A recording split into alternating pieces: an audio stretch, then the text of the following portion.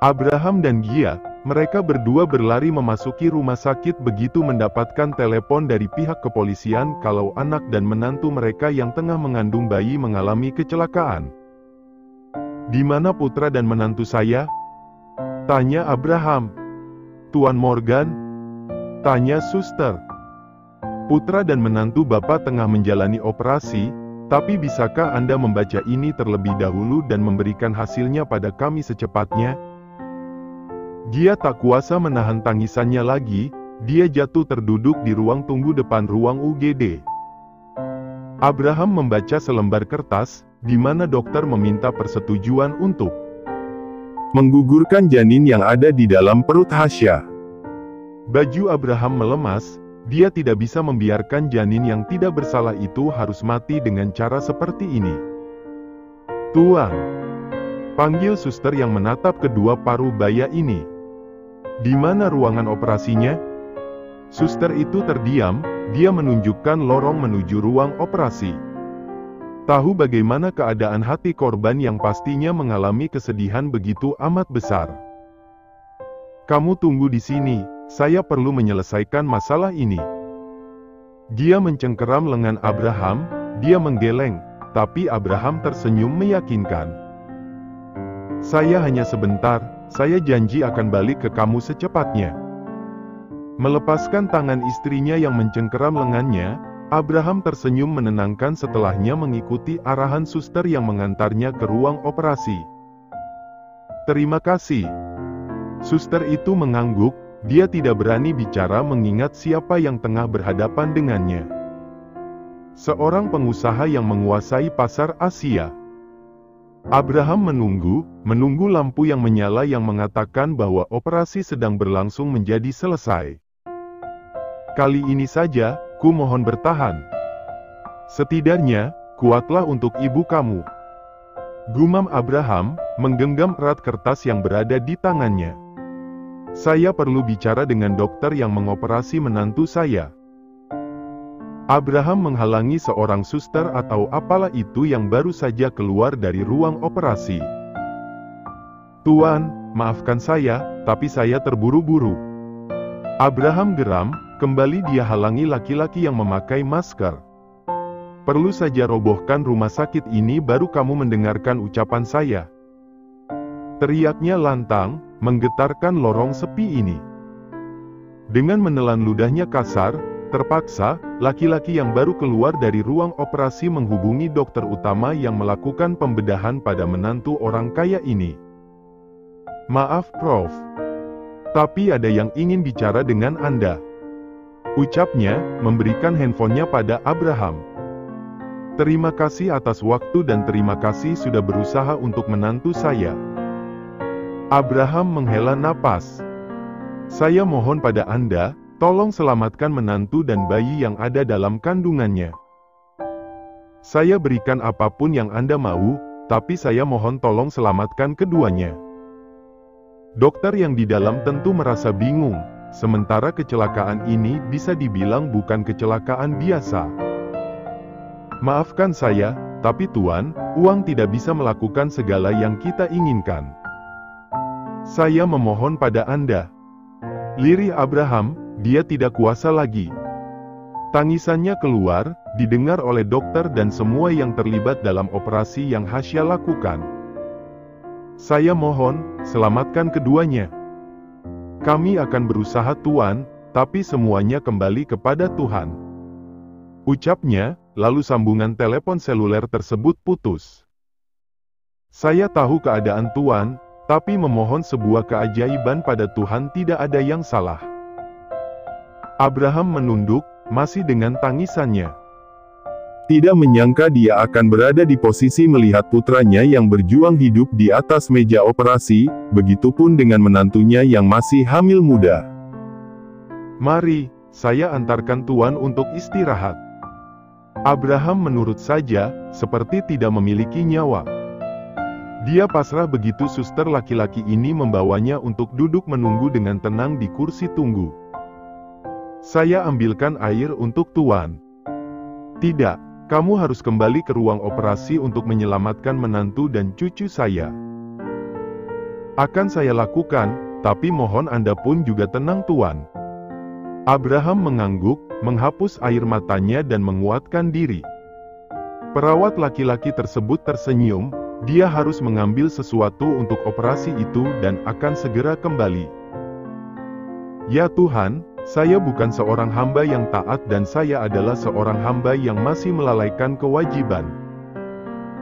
Tapi kali ini saya, tolong selamatkan putra, menantu, dan cucu saya. Mereka tidak salah apa-apa untuk berakhir dengan cara yang tidak baik seperti ini. Saya mohon, dengarkan doa saya. Abraham tidak tahu cara merayu Tuhan yang benar seperti apa, tapi yang dia tahu, Tuhannya akan selalu membantu umatnya yang berada dalam kesusahan dan kesedihan. Morgan berduka, itulah yang dibicarakan oleh netizen yang ngeri melihat kecelakaan yang disengaja. Rekaman CCTV yang beredar luas di sosial media dengan wajah pelaku yang terlihat jelas meski hanya 2 detik. Sayangnya, Abraham tidak mengurus masalah itu sebelum memastikan kalau orang-orang yang sangat berarti dalam hidupnya nyatanya masih hidup oleh dokter. Nanti, bukan sekarang. Siapapun itu, kecelakaan ini harus dia usut tuntas untuk keadilan cucunya yang tidak bersalah tapi harus menjadi korban dari orang-orang host dunia. Di tempat lain, Dinda yang baru saja selesai menjemur pakaiannya merasa begitu lelah dan berakhir duduk di samping enyaknya yang tengah menonton berita seputar negaranya yang tiap hari ada saja beritanya. Nggak selesai-selesai nih kasus. Emang, kalau selesai juga udah tamat sih. Sahut enyak, menikmati waktu senggangnya karena sang putri kecil sudah tidur dan tidak ada pekerjaan rumah lagi karena Dinda yang menghandle semuanya. Enyak, tega banget gak mau bagi-bagi kuaci. Tangan lo. Sopan banget. Dinda mencebikkan bibirnya, padahal dia cuma mau nyicip. Tangannya juga bersih, dasar enyaknya aja yang dalam mode pelit. Enyak sengaja ya, kemarin suruh Dinda antar makanan yang ujung-ujungnya makanan itu jadi ke Mas Daniel. Kalau nggak disuruh nggak gerak lo, lagian heran gue ama lo. Udah dapet calon ganteng, kaya, pekerja keras masih aja cuek bebek. Dinda menghela napas, dikira dia juga mau gini. Rasanya tuh, mau peluk Mas Daniel erat-erat. Dinda ke kamar aja deh, males sama enyak.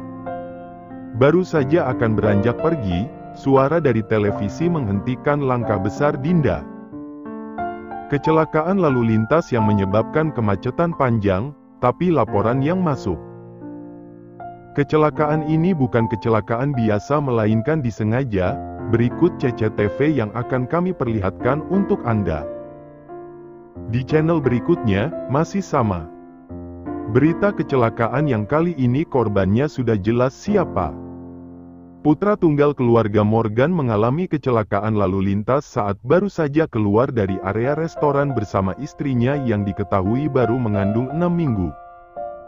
Din, ini Hasya bukan? Dinda terdiam, tangannya bergetar menatap kronologi kecelakaan yang memang sangat disengaja bahkan pelakunya tidak takut dengan hukum karena memperlihatkan bagaimana beringasnya dia pada korban. Din! Teriak enyak, dia khawatir.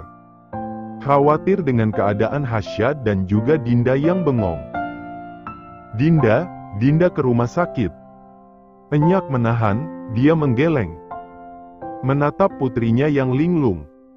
Tenangin diri lo dulu. Dinda melepaskan tangan enyaknya, dia berlari ke kamar untuk mengambil jaket dan kunci motor. Din! Teriak enyak, mencoba menahan Dinda tapi tidak bisa. Ya Allah Neng! Teriak enyak, melihat putrinya yang sudah pergi begitu saja dengan motor Scoopy-nya. Berlari masuk ke dalam rumah, enyak menelpon Babe. Memberitahukan berita ini, karena Daniel berhak tahu apa yang terjadi dengan adiknya sendiri. Nyatanya, berita kecelakaan dari pengusaha ternama sudah menyebar kemana-mana. Informasi dari berbagai arah bahkan saksi mata yang melihat langsung kecelakaan itu sudah diwawancara oleh berbagai studio televisi untuk dimintai keterangan. Di negara seberang, Manuel menatap kaget dengan apa yang terjadi pada cucunya. Jantungnya berdetak cepat karena shock berat, dia berusaha menggapai handphonenya untuk menghubungi asistennya. "Tuan," kaget asistennya, datang dengan segelas teh hangat. "Damian."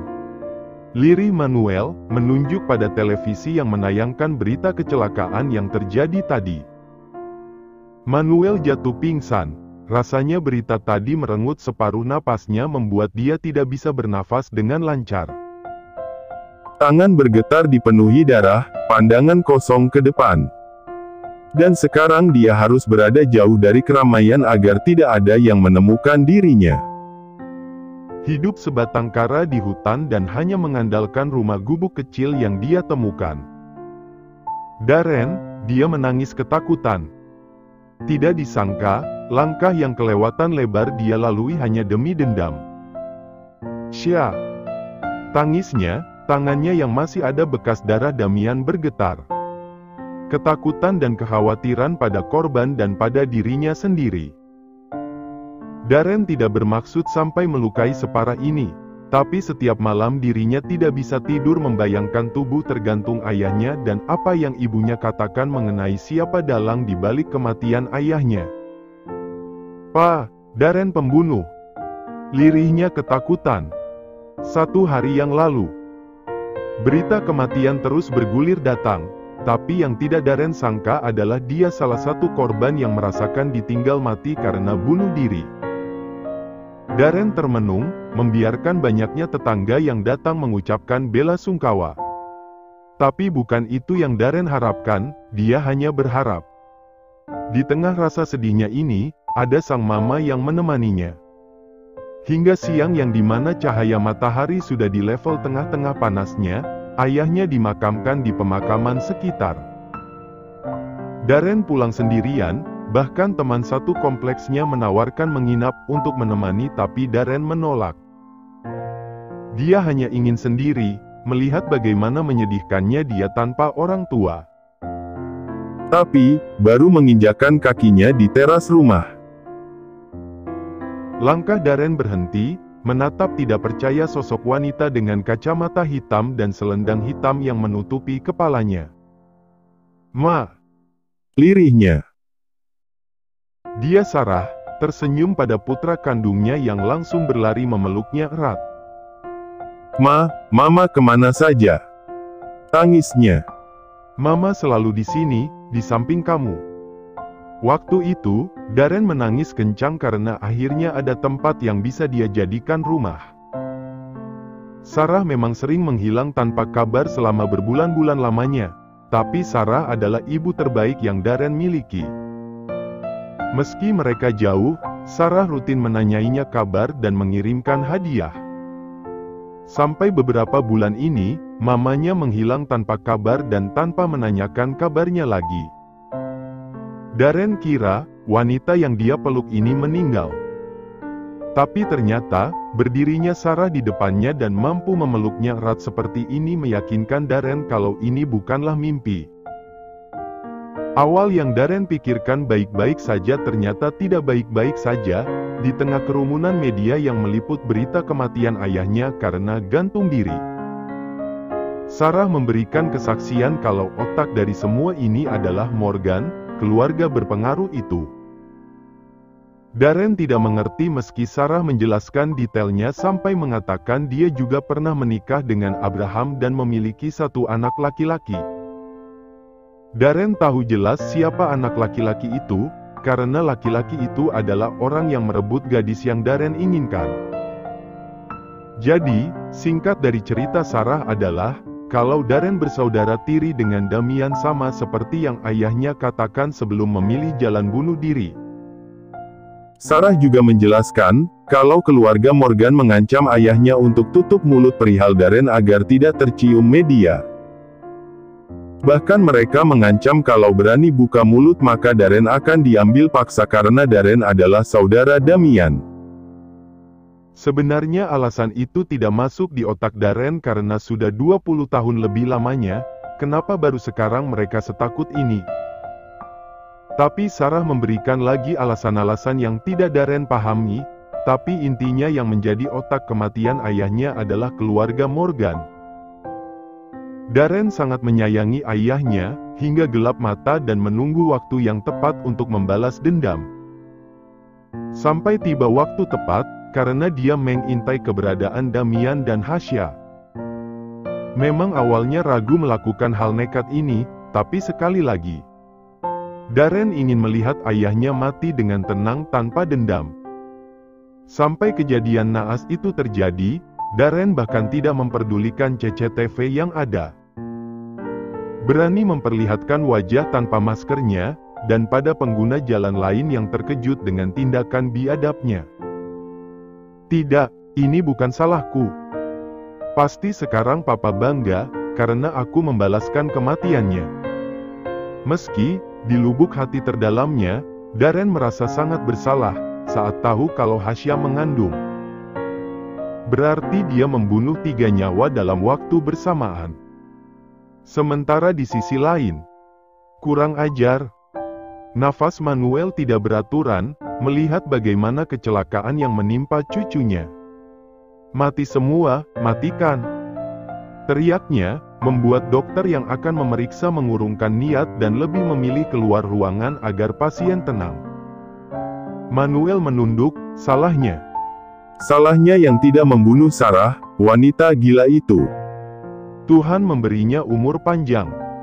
Meski disiksa bahkan tidak diberi makan, seharusnya sudah menjadi pelajaran berharga untuk wanita gila itu.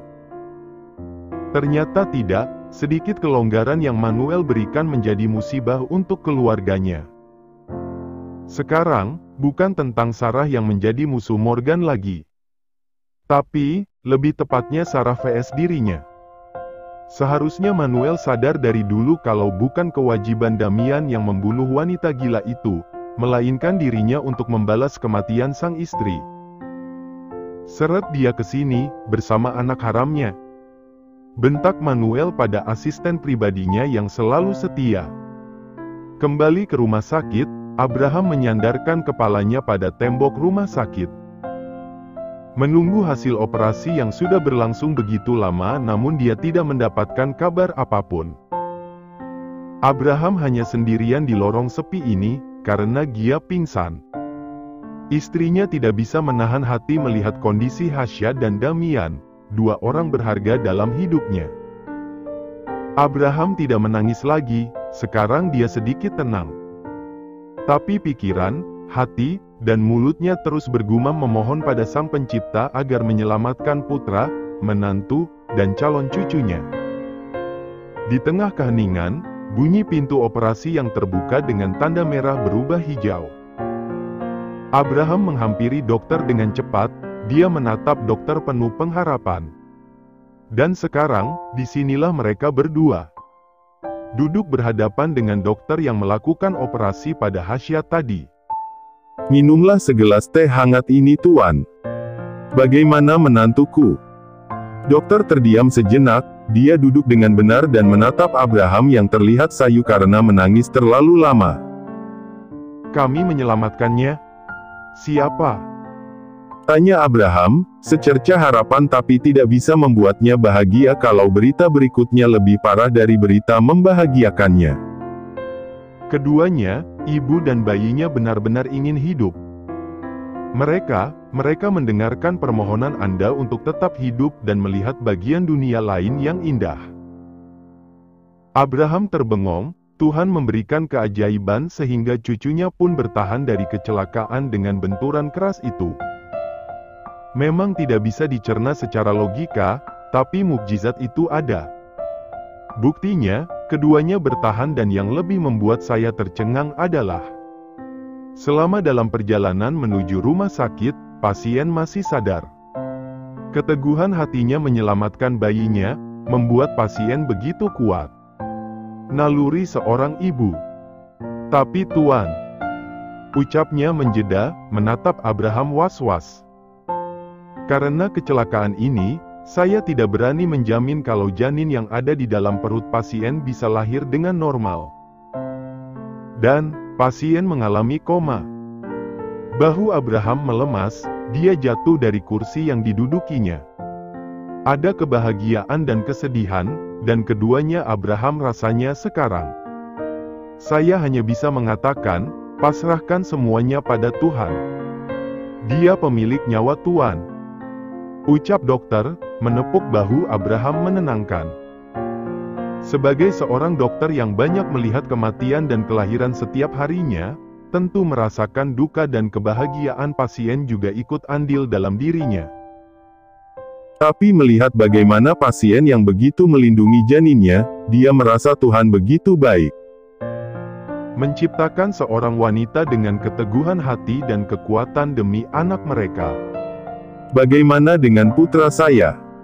Dokter terdiam, bukan dia yang mengoperasi Tuan Muda Damian. Tapi melihat lukanya yang cukup parah, tidak ada yang menjamin kalau Tuan Muda Damian bisa langsung sadar. Saya temani Anda untuk menunggu hasil operasi putra Anda, Tuan. Ucapnya, mengangkat Abraham yang lemas. Setidaknya, sebagai dokter menyemangati keluarga pasien adalah satu langkah maju yang bisa dia lakukan.